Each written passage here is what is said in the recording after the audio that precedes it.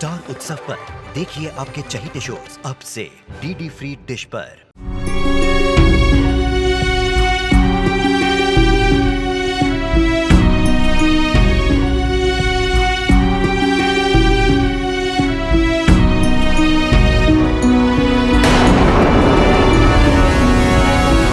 फिर चली आई तुम यहाँ, इतना कुछ करके भी मन नहीं भरा तुम्हारा। चली जाओ यहाँ से राधा। जाम्बवती, मुझे मेरा वचन पूर्ण करने दो। मैंने अपने पिता वृषभान से आयुर्विद्या सीखी, ये लेप मुझे शाम को लगाने दो। जाओ जाओ तुम यहाँ से, ना मुझे तुम्हारी आवश्यकता है और ना शाम को। मुझे प्रयास तो करने दो जाम्बवती। सभी वैद्य वो कह चुके हैं कि वो कुछ नहीं कर पाएंगे। मैं भी यही चाहती हूँ कि शाम ठीक हो जाए, केवल एक बार।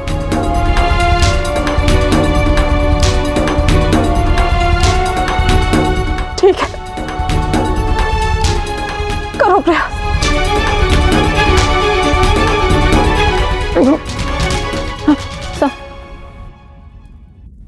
हाँ साम। राधा नहीं, अब लगा लेप। राधा, लेप मुझे दो। ठीक है, यदि मेरे भाग्य में नहीं तो ना सही।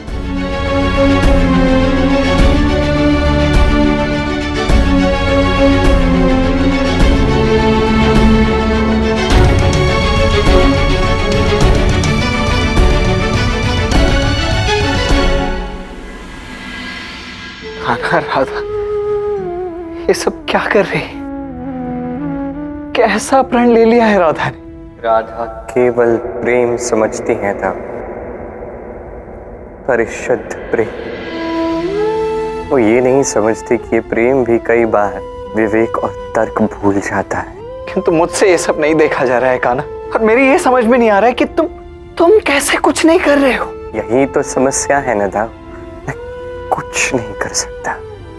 राधा की सहायता तक नहीं कर सकता मैं। द्वारकाधीश का श्राप जो है इससे फिर नहीं सकता था। कान्हा, ये कैसी बातें कर रहे हो तुम? ब्रह्मांड संचालक हो तुम, तुम्हारे पास कोई ना कोई हल तो अवश्य होगा। कान्हा, तुम ही तो औषधि हो, तुम ही रोग।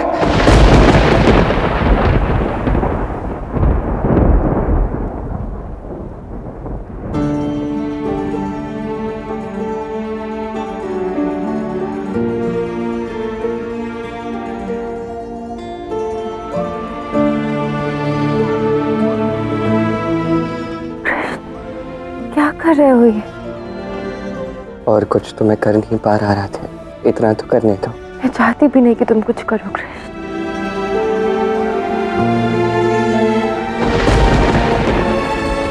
तुम्हें जो करना था तुमने कर लिया ना कृष्ण, दे दिया ना शाम को दंड। जो मैं करना चाहती हूँ मुझे करने दो। उस माता के विषय में सोचो जिसका एकमात्र पुत्र है, वो पत्नी जिसका अभी अभी विवाह हुआ है, उसके हाथों की मेहंदी तक नहीं उतरी, और उसका पति न हिल सकता है न बात कर सकता है, हाँ रोग में पड़ा है।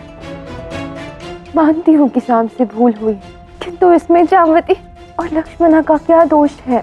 हर व्यक्ति के साथ जो हो रहा है वो उसी के कर्मों का फल है ना था। जाम्बवती पुत्र मोह में कुछ समझ नहीं पा रही, अपनी भूलों को समझ नहीं पा रही, लक्ष्मणा के विषय में कुछ कहना नहीं चाहता। किंतु हाँ, इतना अवश्य जानता हूँ कि यदि हम इस प्रकार सोचेंगे तो द्वारका के विनाश को, यदुवंश के विनाश को कभी रोक नहीं पाएंगे।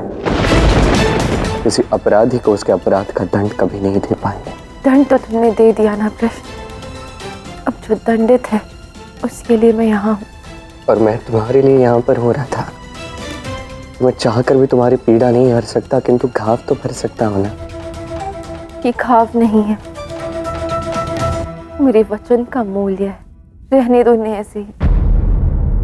जाओ कृष्ण।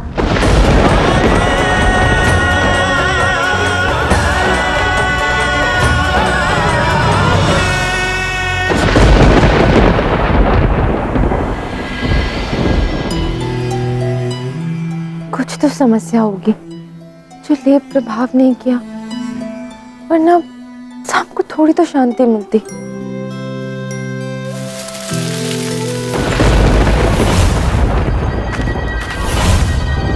कौन है वहां?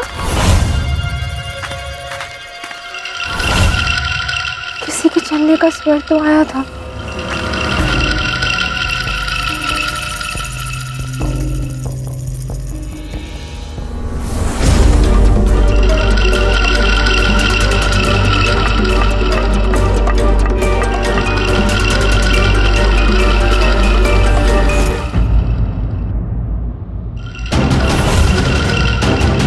ये कहाँ से आया? किसका हो सकता है? कौन है यहाँ?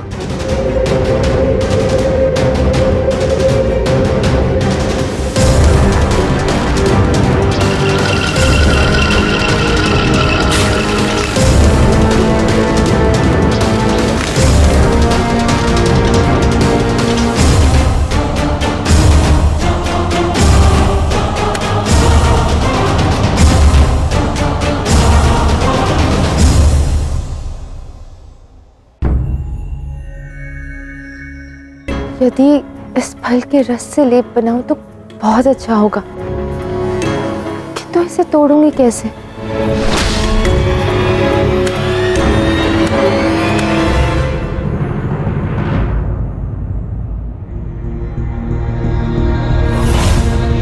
कृष्ण, क्या तुम हो?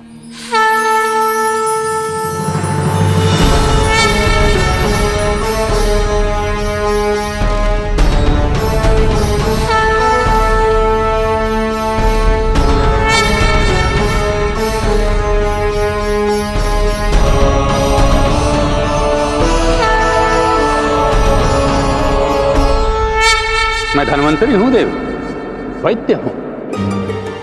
वन में आपको औषधि ढूंढते देखा तो सोचा आपकी सहायता कर दूं। आयुर्वेद के भगवान का भी यही नाम है। वही तो मैं हूं।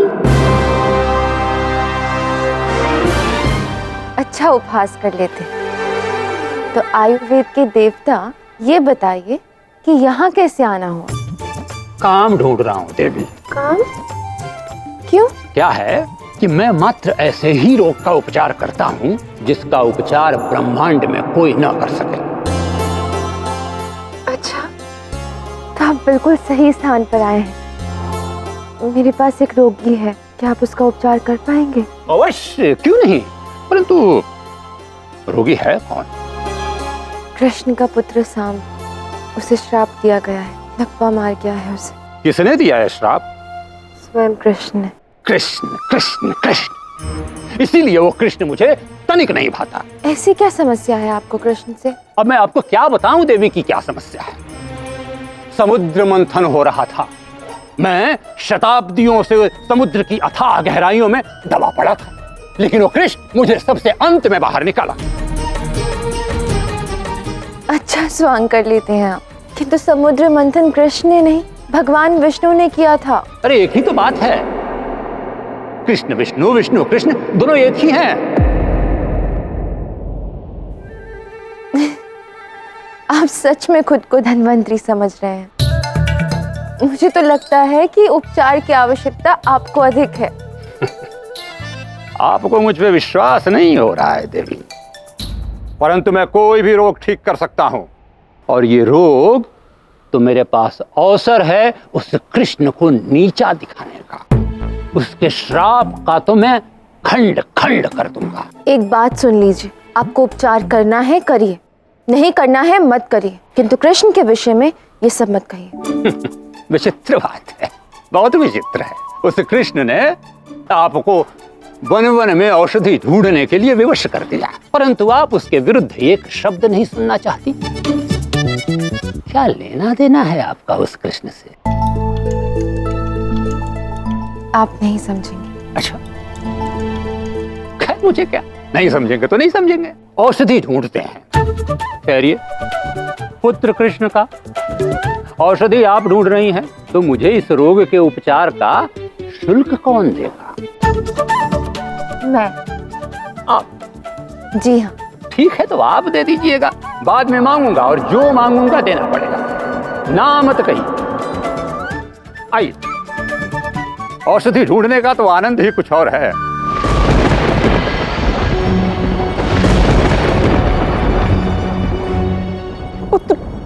क्या कह रहे हो तुम? मुझे कुछ समझ नहीं आ रहा। आपके पुत्र की त्वचा में जलन हो रही है देवी। परंतु ये कह नहीं पा रहा है। लेकिन ये तो मैं क्षण भर में दूर कर देता हूं।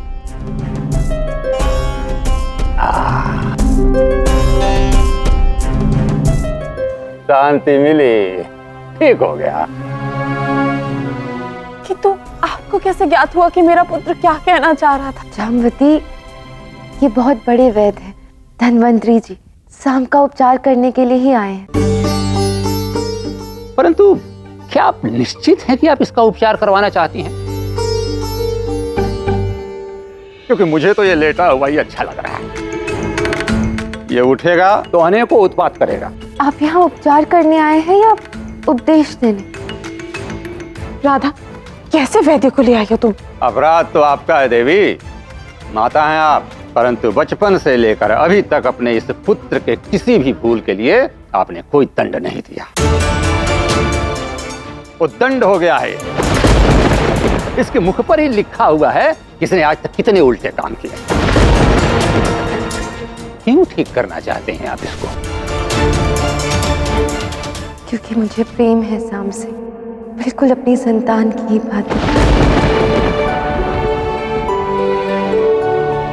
प्रेम में बहुत शक्ति है देवी, अद्भुत शक्ति है। लगाई।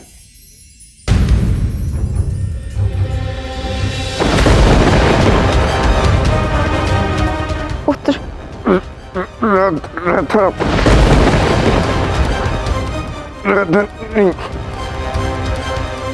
शांत मूर्ख, दंड। अरे उपचार मात्र माध्यम है, ठीक तुम होगे इस प्रेम की अद्भुत शक्ति से। इसीलिए शांति से लेप लगवाओ, नहीं तो जीवन भर इस सैया पर ऐसे ही पड़े रहोगे। अब तुम लगवाते हो लेप या मैं इस लेप को लेकर जाऊं यहां से?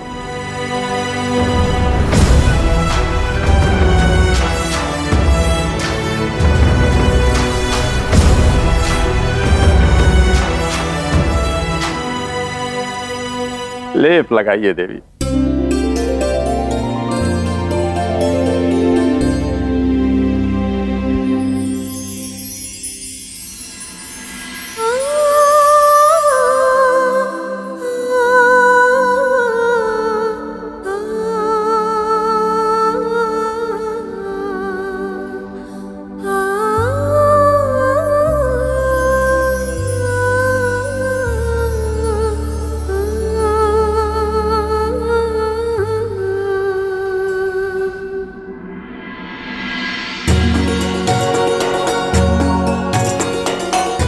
चलिए फिर अब ये तिलक समारोह आरंभ करते हैं।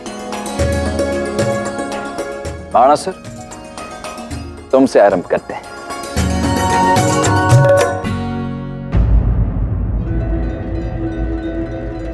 ये कान्हा कहाँ रह गया? और तो राधा भी यहाँ नहीं है। अब इन दोनों के यहाँ ना होते हुए हम ये तिलक समारोह करेंगे कैसे? अनिरुद्ध का तिलक समारोह है, द्वारकाधीश तो यहाँ होने ही चाहिए। निषाद, उन्मुक्त, तुम दोनों जाओ और जाकर राधा कृष्ण को ढूंढ कर लाओ। जी पिताश्री। अरे रे, तुम कहाँ जा रहे हो? ताश्री, अभी तो आपने कहा पितामह को लेके आना है। देखिए कितना उतावला हो रहा है अपने विवाह के लिए। तनिक भर का भी विलंब स्वीकार नहीं।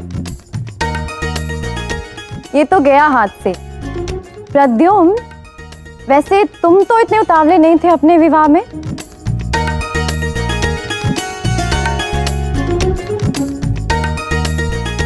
अब तुम दोनों जाओ, शीघ्र जाकर बुला लाओ उन्हें।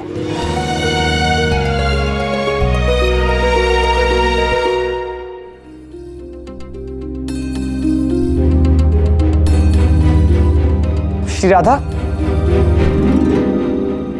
तुम दोनों क्या कर रहे हो यहाँ पर? काकी माँ, राजसभा में अनिरुद्ध का तिलक हो रहा है, तो आप सबको बुलाया है, श्री राधा को भी। अच्छा, तिलक हो रहा है, फिर तो विवाह भी होगा और फिर महाभोज भी होगा। जी, महाभोज भी होगा। आनंद आ गया, फिर तो व्यंजन ही व्यंजन होंगे। सोच कर के मेरे मुख से लार टपक रही है, मन बिल्कुल उछल रहा है। आनंद आ गया, आनंद। आपको लज्जा नहीं आती? यहाँ मेरा पुत्र ना हिल सकता है ना बोल सकता है, और आपको महाभोज की पड़ी है।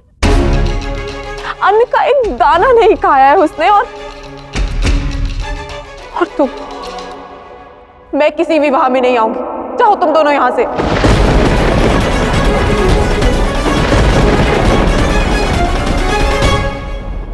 अपराध इस दुष्ट का और दंड मिले इन निर्दोष बालकों को। अद्भुत न्याय है आपका। परंतु आपके इस कुपात्र पुत्र के कारण संसार का हर विवाह तो नहीं रोका जा सकता है ना देवी। आपको अपने शब्दों पर तनिक भी वश नहीं है क्या? शब्द स्वयं निकल जाते हैं देवी। अब इसके जैसा कुपात्र का मुख सामने हो तो। राधा, किस बात को ले आई हो तुम?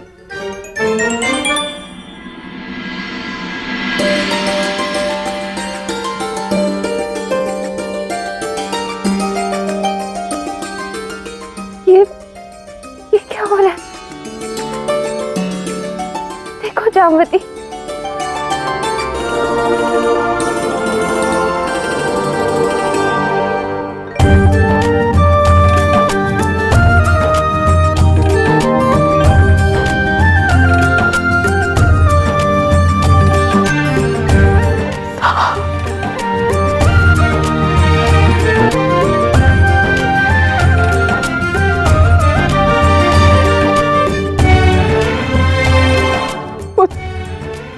उन्मुख, निशाद, जाओ देख कर आओ कृष्ण कहाँ पर है। जहाँ भी मिले उन्हें यहाँ लेकर आओ।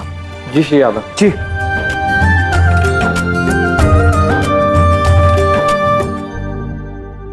काकाश्री, काकाश्री, काकाश्री, कहाँ चले गए? काकाश्री, काकाश्री, यहाँ तो नहीं है वो। पूरा द्वारका खोज लिया परंतु चले कहाँ गई काकाश्री? पता नहीं। वहां मुहूर्त निकल गया तो अनिरुद्ध का तिलक कैसे होगा? चलो चलो। कहा था ना उद्दंड कि प्रेम से ही उपचार होगा तुम्हारा। आ गई ना हाथ में चेतना। कृष्ण को यहाँ आना ही होगा। दिखाऊंगी मैं उसको, बताऊंगी कि सब ठीक हो सकता है। श्री राधा, काकाश्री कहीं नहीं मिले और किसी को भी ज्ञात नहीं है कहाँ चले गए वो। अरे गया तो गया। आना जाना तो संसार का नियम है। कोई आता है, कोई जाता है, कोई जाता है, कोई आता है। अभी थोड़ी देर पहले मैं आया हुआ था, अब मैं भी जा रहा हूँ, क्योंकि ये उद्दंड बालक तो आपका अब ठीक ही हो गया। मेरी आवश्यकता क्या है? अभी तक तो शाम के केवल हाथ में चेतना आई, ये पूर्णतः स्वस्थ नहीं हुआ है। आप प्रेम से लेप लगाती रहिएगा, ये पूर्ण स्वस्थ हो जाएगा। प्रेम में अद्भुत शक्ति है और मुझे काम है, मुझे जाना है। क्यों? आप ही तो कह रहे थे कि आप काम खोज रहे हैं। अरे मेरा तात्पर्य यह था कि काम मुझे खोज रहा है। मैं कहता हूं कुछ, समझ में आता है कुछ। दुनिया में कितने रोगी हैं मैं कैसे बताऊं आपको। सबको ठीक करना है मुझे, किस किस को ठीक करना है कैसे बताऊं। क्योंकि कुछ शरीर के रोगी होते हैं और कुछ मन और चेतना के। अब उन सबको भी तो ठीक करना है ना देवी। रुक जाइए ना, जो मूल्य चाहिए मैं दूंगी, जो चाहे मांग लीजिएगा। आप समझ नहीं रही हैं देवी कि मैं क्या मांग सकता हूँ। प्राण भी दे सकती हूँ। अब इतना मनोहार कर रही हैं तो रुक जाता हूँ। कक्ष कहाँ है मेरा, बताइए। निशाद, उन्मुख, जाओ बहचे के लिए एक विशिष्ट कक्ष की व्यवस्था करो। ये बच्चे आते हैं तो आनंद आ जाता है। पहले आए तो महाभोज, अब आए तो कक्ष। वाह वाह वाह वाह। वैसे जाना किधर है? इस तरफ आइए। बोलते अधिक है पर गुणी वैद है। देखना साहब, तुम शीघ्र ही ठीक हो जाओगे।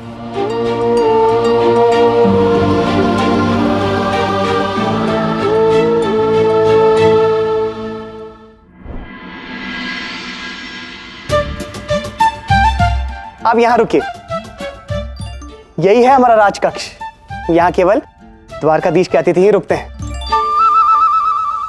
वैसे कुछ विशेष नहीं है, पर कोई बात नहीं, मैं चला लूंगा। कुछ भी आवश्यकता हो तो सेवक से कह दीजिएगा। हाँ। उन्मुख, अब हमें शीघ्र काकाश्री को खोजना होगा। अनिरुद्ध का तिलक समारोह रुका हुआ है। हाँ निशाद, अब हमें चलना होगा, आज्ञा दीजिए। प्रणाम। आशीर्वाद।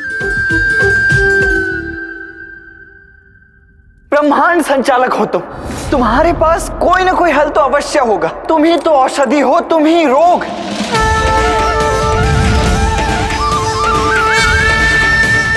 कहा था मैंने, इस श्राप का कोई और उपचार नहीं कर पाएगा, किंतु आपने 100% उचित कहा है ताऊ।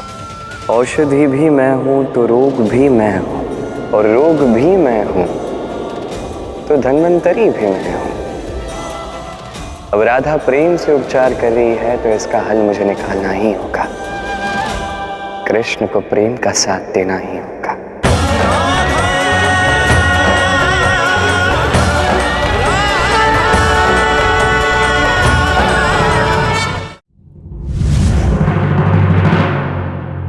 अब राधा प्रेम से उपचार कर रही है तो इसका हल मुझे निकालना ही होगा। कृष्ण को प्रेम का साथ देना ही होगा। मानता हूं मैं कि सांब को दंड देना अति आवश्यक है, किंतु राधा को कृष्ण पीड़ा कैसे दे सकता है। अब कुछ न कुछ करके सब कुछ ठीक करना ही होगा, क्योंकि सृजनकर्ता भी मैं हूं, संचालक भी मैं हूं। अब इतना काम करने के पश्चात बहुत भूख लगी है। प्रतीत होता है महाभोज का समय हो गया है। वाह,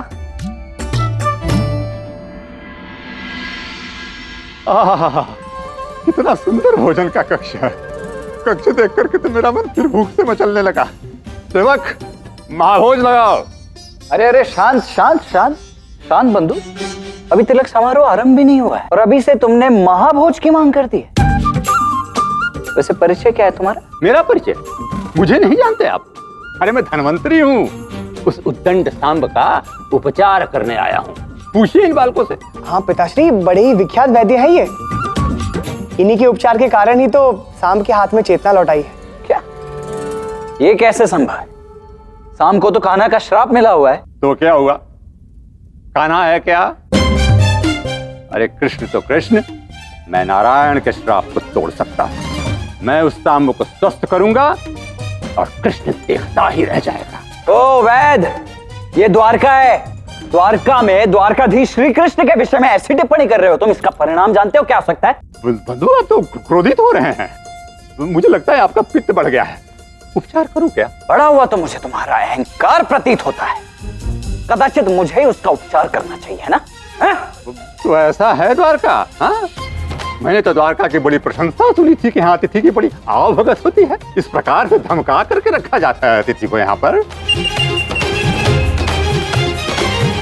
अतिथि का अपमान करने वाले तुम हो कौन? मैं कौन? हाँ, आप कौन हैं? द्वारका में रह के द्वारकाधीश श्री कृष्ण के दाऊ बलराम को नहीं जानते हो तुम? नहीं, नहीं जान गया, अभी तो जान गया।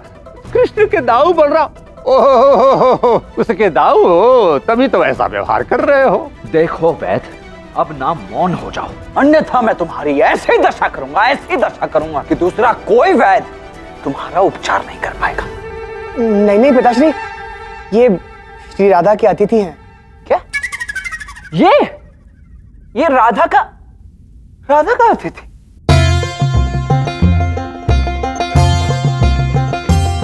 ठीक है, क्षमा किया तुम्हें, केवल इसीलिए क्योंकि तुम राधा के अतिथि हो। अन्यथा तो तुम्हारी आज ऐसी दशा होने वाली थी कि मुझे क्षमादान नहीं चाहिए, महाभोज चाहिए। मिलेगा कि नहीं? महाभोज? हाँ। नहीं, वो तो नहीं मिलेगा। क्यों? इसीलिए नहीं मिलेगा क्योंकि जब तक तिलक समारोह संपन्न नहीं हो जाता तब तक महाभोज किसी को नहीं मिलने वाला है। उससे पूर्व यदि तुम्हें भोज करना ही है तो ये साधारण भोज करो, अन्यथा मत करो। साधारण भोजन तो मैं नहीं करूंगा, मैं तो महाभोज ही करूंगा। और यदि तिलक विधि संपूर्ण नहीं हुई है तो कृष्ण के दाऊ बलराम शीघ्रता से तिलक विधि संपूर्ण करो, क्योंकि मैं तो महाभोज खाऊंगा, मुझे भूख लगी है। शीघ्रता से करो। है कौन ये और चाहता क्या है?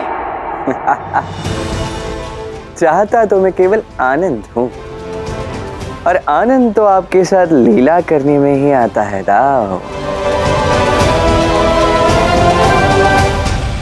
बलराम और उनके पुत्र ढूंढने गए पर श्री कृष्ण और राधा मिले नहीं। ऐसे तो तिलक का मुहूर्त निकल जाएगा।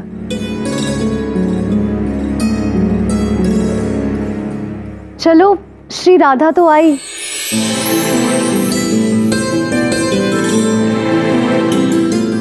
मैं आप सबको ले जाने आई हूँ।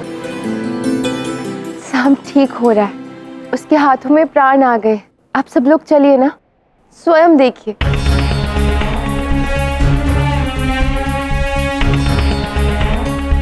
आप सब लोग इतना क्रोधित क्यों हो रहे हैं? घर में इतना बड़ा विवाह हो रहा है। जाम्बवती, साम, लक्ष्मणा सब परिवार ही तो है ना। आप सब लोग चलिए, शाम को देखिए और विवाह का न्योता भी दे दीजिएगा प्रेम से। आप चलेंगे तो वो सब स्वयं आएंगे।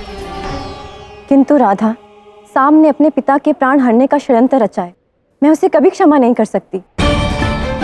हम तो इस बात से भी दुखी हैं कि आप पिताश्री के दिए हुए श्राप के विरुद्ध जाकर साम को स्वस्थ करने की चेष्टा कर रही हैं। कृष्ण ने श्राप दिया, राधा उसे ठीक कर रही है, इसमें अनुचित क्या है?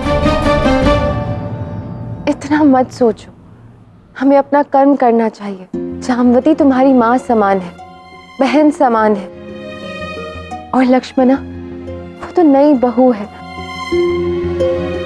तनिक सोचो उसके हृदय पे क्या बीत रही होगी। और उषा, लक्ष्मण तो कितनी प्रिय सखी है ना तुम्हारी, उसके बिना विवाह करोगी?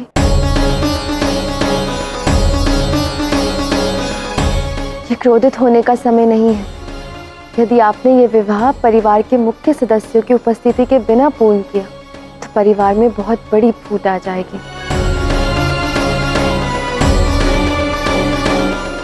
तुम सही कह रही हो राधा, हमें स्वयं जाकर उन्हें न्योता देना चाहिए। तो चलिए आप सभी मेरे साथ। परंतु कृष्ण कहाँ है? उन्हें तो हम सब भी ढूंढ रहे हैं। पता नहीं कहाँ चले गए कृष्ण। उसे यहाँ उपस्थित होना चाहिए था शाम को देखने के लिए।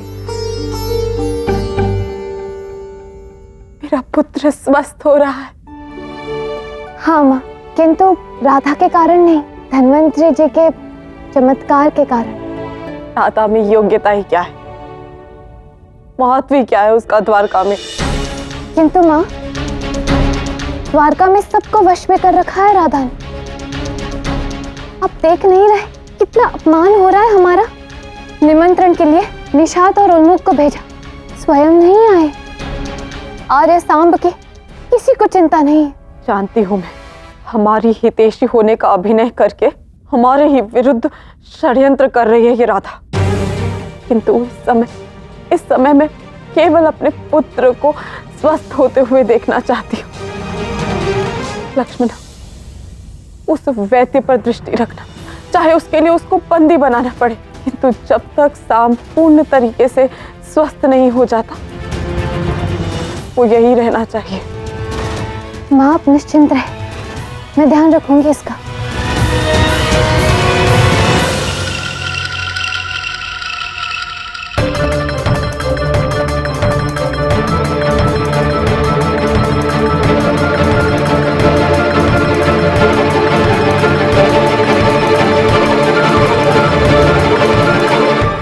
वो अभी यहाँ धन्वंतरी आया था, श्री कृष्ण कहाँ से आ गए?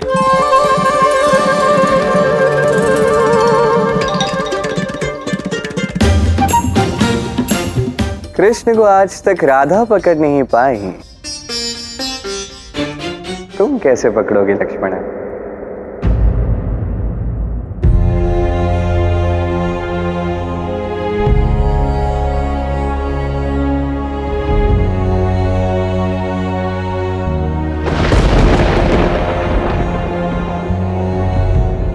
अच्छा होगा यदि परिवार आपस में ही सुलझा ले। यदि मैं कुछ बोलूंगी तो किसी को बुरा ना लग जाए। साम, पिताश्री के दिए हुए श्राप से जो तुम सही हो रहे हो ना, उसका एक ही अर्थ है कि तुम धीरे धीरे सब सीख रहे हो। अच्छा है साम पुनः स्वस्थ हो रहा है तो हम परिवार ही ना, और आप लोगों के बिना ये परिवार अधूरा है। आपके बिना कैसे होगा ये तिलक? इसलिए हम सब आपको लेने आए हैं। आप लोग यहाँ स्वयं आए हैं या राधा आप लोगों को लेकर आई है?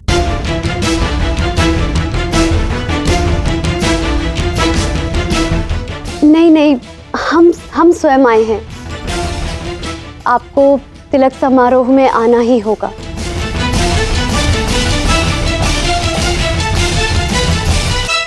हम सबको ज्ञात है कि मैं तिलक समारोह में भाग नहीं लूंगा। विवाह का तो होना ही अपमान है हमारा। और तुम उषा, तुम्हें तो लज्जा आनी चाहिए। मुझे अपनी प्रिय सखी कहती हो ना? यहाँ मेरे पति इस दशा में और तुम विवाह करने चली। तुम्हें भी तो प्रसन्न होना चाहिए, तुम्हारी परम सखी का विवाह हो रहा है। चलो लक्ष्मणा। कदापि नहीं। मुझे कोई विवाद नहीं चाहिए, आप सब जा सकते हैं।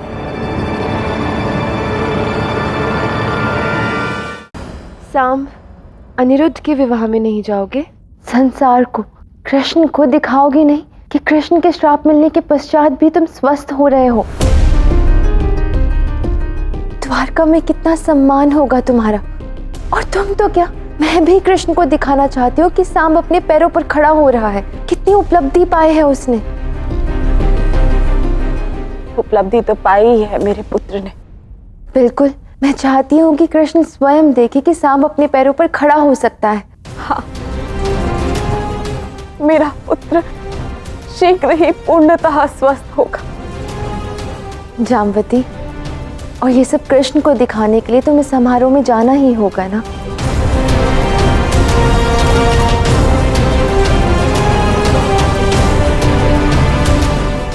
मैं आऊंगा।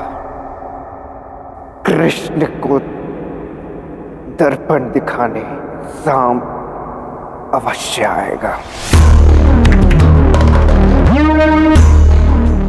इतने सारे लोग इकट्ठे हैं यहाँ पे, क्या हो रहा है? कौन कहाँ जा रहा है? और दंड, तुम कृष्ण को दर्पण दिखाने की बात कर रहे थे।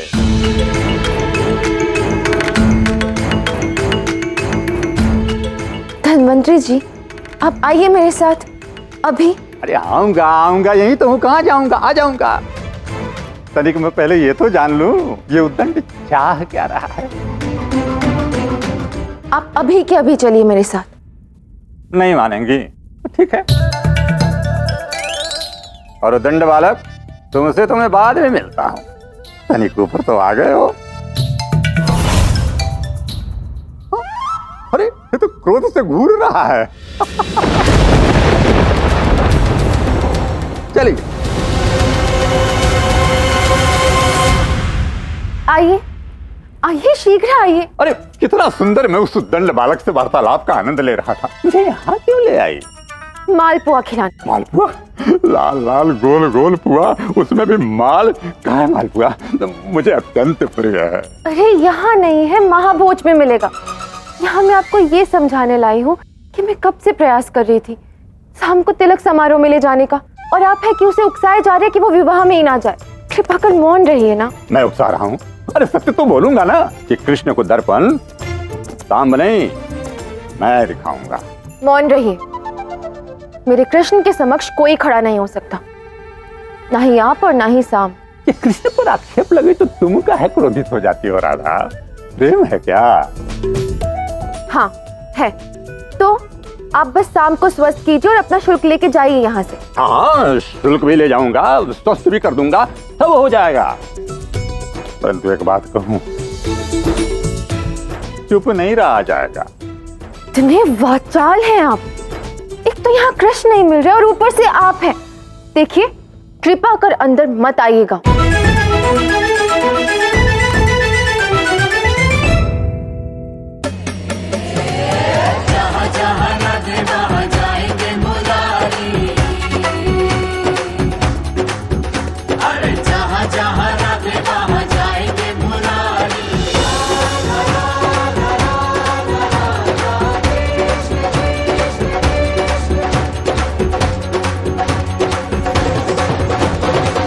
सांब जाना चाहे तो जाए, किंतु हम नहीं जाएंगे इस विवाह में। हाँ माँ, आपने उचित कहा।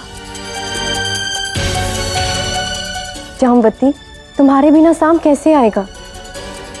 तुम तो सहेली हो मेरी, तुम्हारे विषय में सदा अच्छा सोचा। जब तुम संकट में थी, मैंने ही शाम को तुम्हारी सहायता के लिए भेजा था। और आर्य शाम को क्या मिला? ये श्राप? उसमें दोष मेरा नहीं, तुम्हारा प्रारब्ध था। उसके बाद भी शाम स्वस्थ हो रहे हैं ना, तुम्हें तो कृतज्ञ होना चाहिए। कदाचित तुम्हारा भाग्य इस समय शुभ नहीं।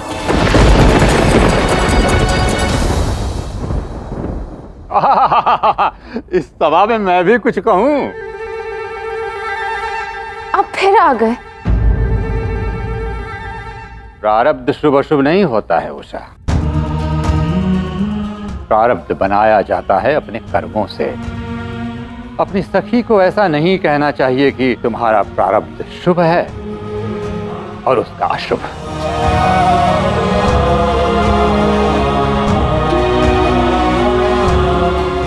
इस बार तो ये ठीक कह रहे हैं। उचित कहा आपने वैदराज। लक्ष्मणा, मुझे क्षमा कर देना। कुछ बातें मैं क्षमा नहीं कर सकती। बड़ा अहंकार है ना अपने प्रारब्ध पर तुम्हें। देखना इसे मैं कैसे बदल देती हूँ। नहीं उषा, तुम्हारा दोष नहीं है। मैं बह गई थी अपनी भावनाओं में। माँ, हम इस विवाह में जाएंगे।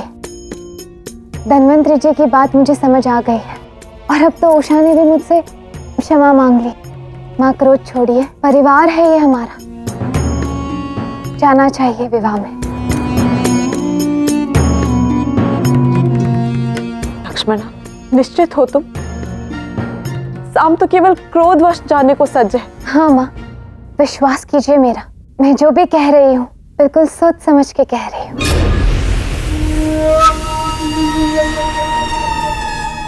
ठीक है, मैं भी आऊंगी इस विवाह में।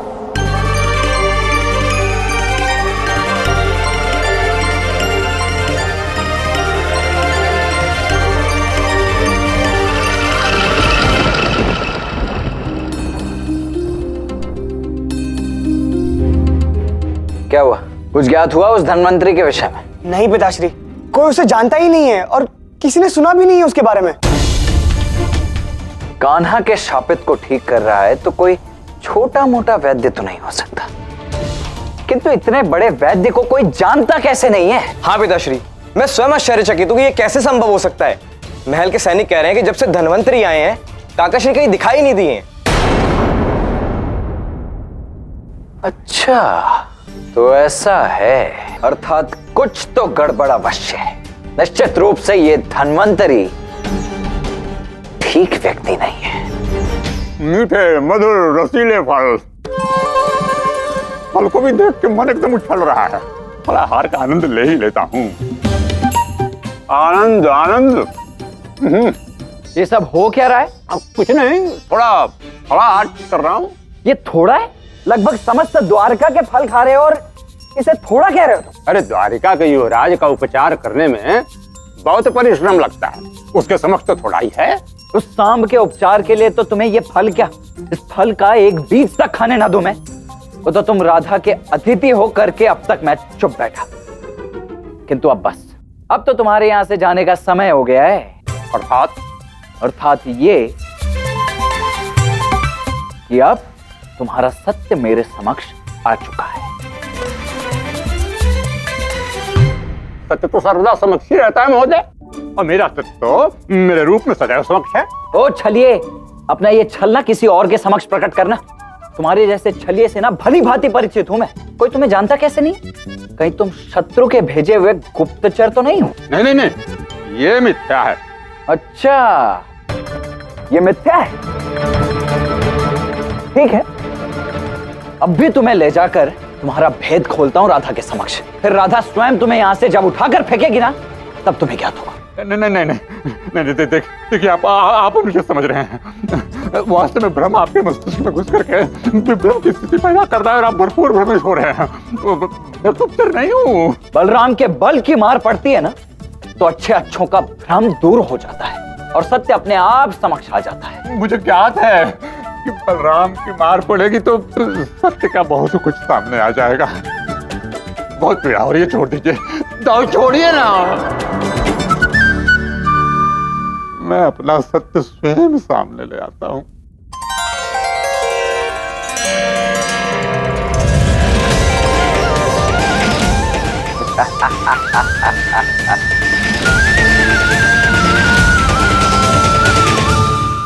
क्या बात है, इस बार थोड़ा भी अचंभित नहीं हुए आप?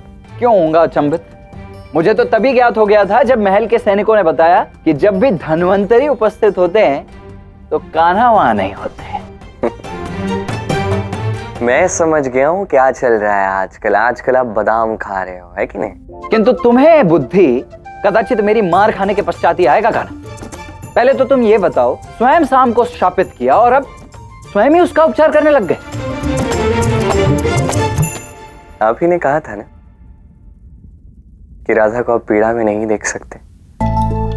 अब राधा की पीड़ा हरने के लिए शाम को ठीक करना ही होगा ना था।